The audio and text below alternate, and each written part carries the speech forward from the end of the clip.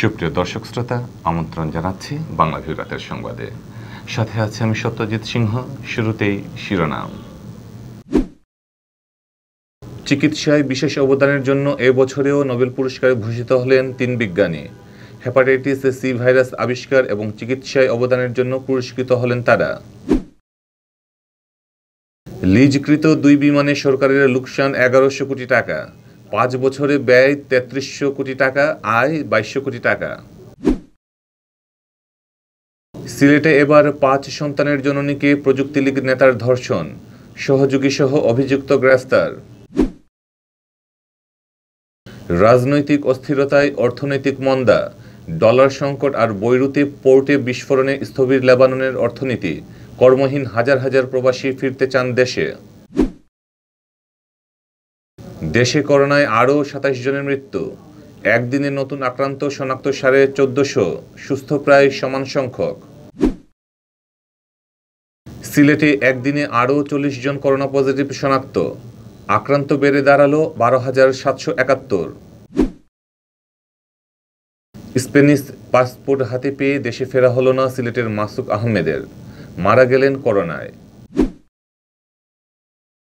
সিলেটে খালের উপর বাঁধ, স্থানীয়দের অভিযোগ পেয়ে ভ্রাম্যমাণ আদালতের অভিযান। শুনছিলেন শিরোনাম, এবারে বিস্তারিত। চিকিৎসায় বিশেষ অবদানের জন্য এবছরেও নোবেল পুরস্কারে ভূষিত হলেন 3 বিজ্ঞানী। তারা হলেন মার্কিন বিজ্ঞানী হার্ভে জে আল্টার ও চার্লস এম রাইস এবং ব্রিটিশ বিজ্ঞানী মাইকেল হাউটন। গত বছরও 3 বিজ্ঞানী যৌথভাবে চিকিৎসায় নোবেল পেয়েছিলেন। হেপাটাইটিস সি ভাইরাস আবিষ্কার এবং এর চিকিৎসায় গুরুত্বপূর্ণ অবদানের জন্য এবছর 2 মার্কিন বিজ্ঞানী এবং 1 ব্রিটিশ নোবেলজয়ী বিজ্ঞানীর নাম ঘোষণা করা হয়। সুইডেনের রাজধানী স্টকহোমে এক অনুষ্ঠানে নোবেল কমিটি এই ঘোষণা দেয়। ইতিহাসে এই প্রথম হেপাটাইটিস সি ভাইরাস কিভাবে নিরাময় সম্ভব তা জানিয়েছেন ওই 3 বিজ্ঞানী। নোবেল বিজয়ী এই 3 জন দুরারোগ্য হেপাটাইটিস সি ভাইরাসের ক্ষেত্রে গুরুত্বপূর্ণ কিছু বিষয় সামনে এনেছেন। তারা রক্ত পরীক্ষার মাধ্যমে এই ভাইরাসের শনাক্ত এবং নতুন ওষুধ আবিষ্কার করেছেন, যা লাখ লাখ মানুষের জীবন বাঁচিয়েছে। 2 লিজ বিমানে বেসামরিক বিমান পরিবহনকে লোকসান দিতে হয়েছে 1100 কোটি টাকা। এ 2টি বিমানের জন্য প্রতি মাসে ভর্তুকি দিতে হয়েছে 11 কোটি টাকা। বিমান দুটি চালিয়ে সরকারের রাজস্ব আদায় হয়েছিল 2200 কোটি টাকা, আর খরচ হয়েছিল 3300 কোটি টাকা। ফলে লোকসান হয় 1100 কোটি টাকা। 5 বছরের চুক্তিতে ইজিপ্ট এয়ার থেকে লিজ নেওয়া বোয়িং 777-200 ER বিমান দুটির ইঞ্জিন বারবার নষ্ট হলেও অজ্ঞাত কারণে লিজ বাতিল করা হয়নি, বরং ইঞ্জিন ঠিক করার সময় মেরামতকারী প্রতিষ্ঠান ও লিজ প্রদানকারীকে উভয়কেই অর্থ দিতে হয় বিমানকে। লিজ প্রক্রিয়ার এসব অস্বচ্ছতা নিয়ে ক্ষোভ প্রকাশ করেন কমিটির সদস্যরা। তবে গত মার্চ মাসে চুক্তির মেয়াদ শেষ হওয়ায় দায় দেনা থেকে মুক্তি পায় বেসরকারি বিমান পরিবহন ও পর্যটন মন্ত্রণালয়। সংসদ ভবনে রোববার অনুষ্ঠিত বেসামরিক বিমান পরিবহন ও পর্যটন মন্ত্রণালয় সম্পর্কিত সংসদীয় স্থায়ী কমিটির 14তম বৈঠক থেকে এসব তথ্য পাওয়া যায়। মন্ত্রণালয়ের সিনিয়র সচিব মহিবুল হক কমিটিকে জানান, বিমান লিজ সংস্কৃতি থেকে একেবারে বেরিয়ে আসতে চাইছে। বিমান বহরের জন্য $24 মিলিয়ন নতুন 3টি -8 বিমান কেনা হয়েছে। এর মধ্যে 2টি বিমান এবছরের মধ্যে, বাকিটা জানুয়ারিতে যুক্ত করা হবে বলে আশা করা যাচ্ছে। স্বামীকে বেঁধে ছাত্রাবাসে স্ত্রীকে গণধর্ষণ ও বেড়ানোর কথা বলে বাসায় এনে 6ষ্ঠ শ্রেণীর এক ছাত্রীকে ধর্ষণের পর এবার 5 সন্তানের জননীকে ধর্ষণের অভিযোগ উঠেছে। আগের 2 ধর্ষণের ঘটনায় অভিযুক্তরা ছিলেন ছাত্রলীগের নেতাকর্মীরা, আর এবার ধর্ষণের অভিযোগ উঠেছে প্রযুক্তি লীগ নেতার বিরুদ্ধে। এ ঘটনায় রোববার রাতে পুলিশ অভিযুক্ত প্রযুক্তি লীগ নেতা ও তার এক সহযোগীকে গ্রেফতার করেছে। 5 সন্তানের জননী ধর্ষিত হওয়ার ঘটনায় গ্রেফতারকৃতরা হল সিলেটের নগরীর শামীমাবাদ আবাসিক এলাকার 4 নম্বর রোডের 2 নম্বর বাসার ভাড়াটে দেলোয়ার হোসেন ও তার সহযোগী হারুন আহমদ। ধর্ষিতা নারীও ওই এলাকার। দেলোয়ার প্রযুক্তি লীগের রাজনীতির সাথে জড়িত। সিলেট মহানগর পুলিশের অতিরিক্ত উপকমিশনার জ্যোতির্ময় সরকার মামলার বরাত দিয়ে জানান, গত শনিবার শামীমাবাদ আবাসিক এলাকার 4 নম্বর রোডের 5 সন্তানের এক জননী ধর্ষিত হন। পরে তিনি ওসমানী মেডিকেল কলেজ হাসপাতালের ওসিসিতে ভর্তি হন। রোববার রাতে থানায় লিখিত অভিযোগ আসলে সাথে সাথে অভিযান চালিয়ে ধর্ষণের ঘটনায় অভিযুক্ত দেলোয়ার ও তার সহযোগী হারুনকে গ্রেফতার করা হয়েছে। সোমবার আদালতের মাধ্যমে তাদেরকে কারাগারে পাঠানো হয়েছে। জ্যোতির্ময় সরকার জানান, মামলায় ওই নারী অভিযোগ করেন দেলোয়ার তাকে ধর্ষণ করে এবং আরও ৩ জন ধর্ষণে সহযোগিতা করে। রাজনৈতিক অস্থিরতায় অর্থনৈতিক মন্দা, ডলার সংকট, সেই সাথে বৈরুতে পোর্টে বিস্ফোরণে স্থবির হয়ে পড়েছে লেবানন। ধস নেমেছে ব্যবসা বাণিজ্যে, আর মহামারী করোনা ভাইরাসের আক্রমণ তো রয়েছেই। সব মিলিয়ে অনিশ্চিত ভবিষ্যতের দিকে চলছে লেবানন। এর বিশাল প্রভাব পড়েছে বাংলাদেশি প্রবাসীদের উপর। কাজ হারিয়েছেন প্রায় 50,000 প্রবাসী। অনেকে চাকরি পেলেও পাচ্ছেন না পূর্ণ মজুরি, তাই বাধ্য হয়ে দেশে ফিরেছেন হাজার হাজার প্রবাসী। লেবানন থেকে আমাদের প্রতিনিধি মোহাম্মদ জুয়েল রানের পাঠানো তথ্য ও চিত্রে বিস্তারিত জানাচ্ছেন হোসেন আহমদ সুজাদ। প্রতিদিনই লেবানন থেকে ফিরছেন প্রবাসীরা। ধারণা করা হচ্ছে 5,000-এরও অধিক বৈধ কাগজপত্র থাকা প্রবাসীরা এ পর্যন্ত দেশে ফিরেছেন। বৈধ কাগজপত্র থাকা প্রবাসীরা সহজে দেশে ফিরতে পারলেও জটিল অবস্থা অবৈধদের। দেশে ফিরতে না পেরে উদ্বিগ্ন তারা। দীর্ঘ 1 বছর ধরে লেবাননের অর্থনীতির চাকা ভেঙে পড়ায় কর্মহীন হয়ে পড়া হাজার হাজার প্রবাসীরা দেশে ফিরতে চান। 2019 সালের শেষের দিকে ও 2020 সালের শুরুতে দেশে ফিরতে দূতাবাসে নাম নিবন্ধন করেন 7,000-এরও অধিক প্রবাসী। চলতি বছরের মার্চ মাস পর্যন্ত দূতাবাসে নিবন্ধনকৃত 1,000-এরও অধিক প্রবাসীদের দেশে ফেরাতে পারলেও করোনা ভাইরাসের প্রাদুর্ভাবে বন্ধ হয়ে যায় বিমান চলাচল। একই সাথে বন্ধ হয়ে যায় প্রবাসীদের দেশে ফেরানোর কার্যক্রম। ডলার সংকট ও কাজ না পেয়ে তারা দেশে ফিরতে চাইছেন বলে জানান প্রবাসীরা। তারা জানান, ডলারের এতই সংকট যে 32,000 টাকার বেতন এখন 8,000 টাকা হয়ে গেছে। লেবানিজরা নিজেরাও সংকটে ভুগছেন, তাই দেশে ফেরাই উত্তম মনে করছেন প্রবাসীরা। আমার সমস্যা, আজকে 1 বছর কাজ নাই, ডলার নাই, কিছু না, একবারে দেশ থেকে টাকা আনে, রুম ভাড়া দিতেছি, খাওয়া খরচ দেশ থেকে টাকা আনে চালাতেছি আমরা। এই কারণে দেশের সাফারের মাধ্যমে যাইতেছি আমরা। মানে দেশে যাইতেছি, আমার এখানে কাজ নাই, 1 নম্বরে কাজ নাই, তারপরে ডলার নাই, দেশের টাকা পাঠাতে পারি না, ডলারের সমস্যা, খানার অনেক দাম। গেল 3 অক্টোবর লেবাননের আনসার স্টেডিয়ামে 497 জন প্রবাসীর হাতে বিমানের টিকিট তুলে দেন লেবাননে অবস্থিত বাংলাদেশের দূতাবাসের কর্মকর্তারা। টিকিট হাতে পেয়ে তারা কৃতজ্ঞতা জানান দূতাবাসের প্রতি।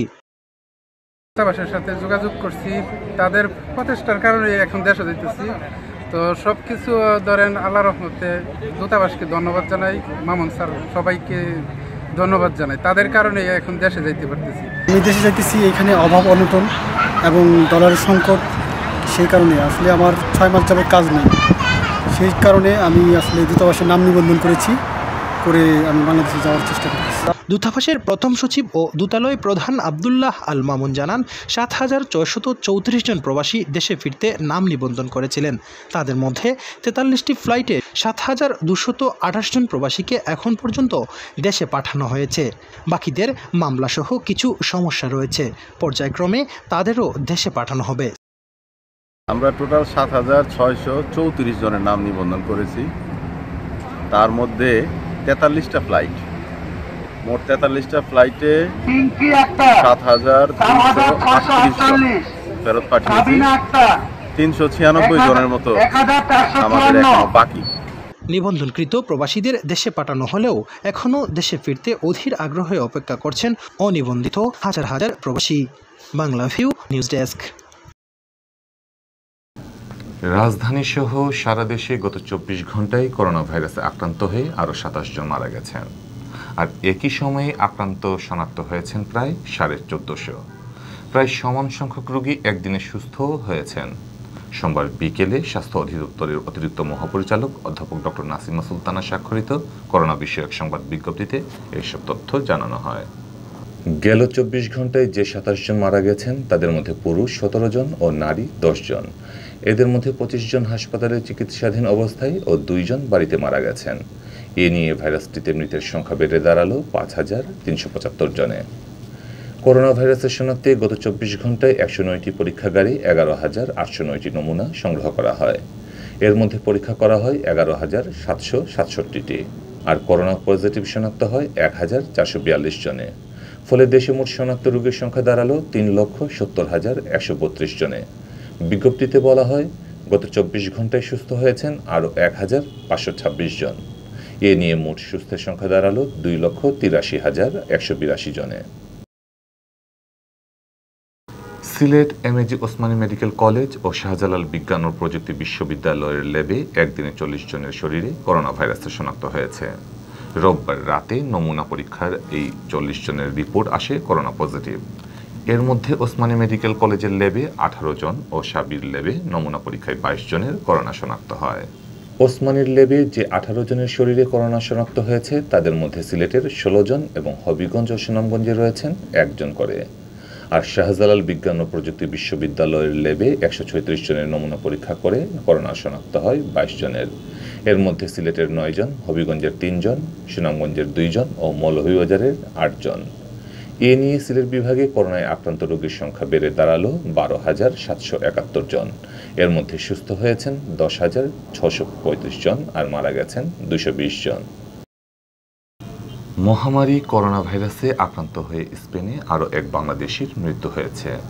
4 অক্টোবর সকাল 10:30টায় মাদ্রিদের মনকোলা হাসপাতালে মোহাম্মদ মাসুক আহমদ নামের ওই প্রবাসী মারা যান। তার পৈতৃক বাড়ি সিলেটের মুগলাবাজার থানার মোহাম্মদপুর গ্রামে। এ নিয়ে করোনায় স্পেনে 6 জন প্রবাসী বাংলাদেশির মৃত্যু হলো। মাসুক আহমদ 20 বছর ধরে পরিবার নিয়ে ছেলে সন্তানদের নিয়ে মাদ্রিদে বসবাস করে আসছেন। সম্প্রতি স্প্যানিশ পাসপোর্ট হাতে পেয়ে স্বজনদের সাথে দেখা করার স্বপ্ন বুকে নিয়ে দেশে ফেরার প্রস্তুতি নিচ্ছিলেন, কিন্তু মরণঘাতী করোনা ভাইরাসের কাছে তার স্বপ্ন হার মানে। মৃত্যুকালে তিনি স্ত্রী, 2 ছেলে, 2 মেয়ে ও অসংখ্য গুণগ্রাহী রেখে গেছেন। 5 অক্টোবর মাদ্রিদের স্থানীয় গ্রিনিয়ন ইসলামী কবরস্থানে তাকে দাফন করা হয়েছে বলে জানিয়েছেন বাংলাদেশ অ্যাসোসিয়েশন ইন স্পেনের সাধারণ সম্পাদক কামরুজ্জামান।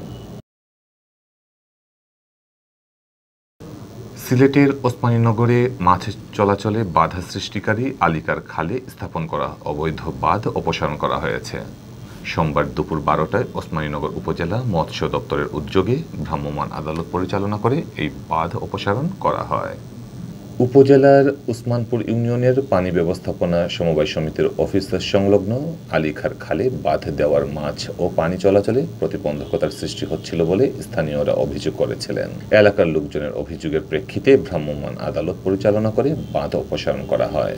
এ সময় উপস্থিত ছিলেন নির্বাহী ম্যাজিস্ট্রেট আফসানা তাসলিম, মৎস্য কর্মকর্তা মাসরুফা তাসলিম, এসআই জাহাঙ্গীর আলম।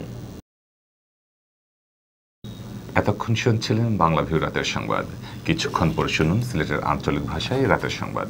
দেখার আমন্ত্রণ জানিয়ে বিদায় নিচ্ছি। সাথে থাকার জন্য ধন্যবাদ।